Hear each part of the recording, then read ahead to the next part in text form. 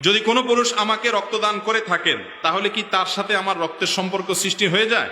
এবং ওই পুরুষ যদি আমাকে বিবাহ করতে চায়, ইসলাম এই সম্পর্কে হালাল হারাম কি হতে পারে? এটা একটা দরকারি প্রশ্ন।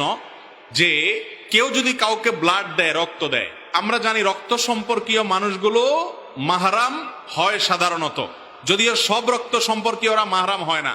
যেমন চাচাতো ভাই, একটা মেয়ের চাচাতো ভাই, সে তার রক্ত সম্পর্কীয় আত্মীয়, কিন্তু সে তার মাহরাম না, যার কারণে চাচাতো ভাইয়ের সাথে বিয়ে জায়েজ আছে।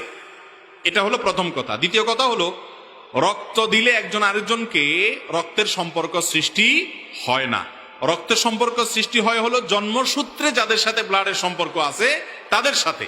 এছাড়া আলগা রক্ত দিলে অসুস্থতা জনিত কারণে বা কোনো কারণে তার ভিত্তিতে কোনো রক্তের সম্পর্ক সৃষ্টি হয় না। আর কোনো মেয়ের সাথে কোনো ছেলের বিয়ের জন্য রক্ত সম্পর্ক হলেই বিয়ে করা যাবে না, ব্যাপারটা তা না। মাহরামের একটা তালিকা আছে, 14 জন পুরুষ, এদের সাথে মেয়ের বিয়ে জায়েজ নাই। কিন্তু রক্ত সম্পর্কে আত্মীয়র তালিকা আরো বড়।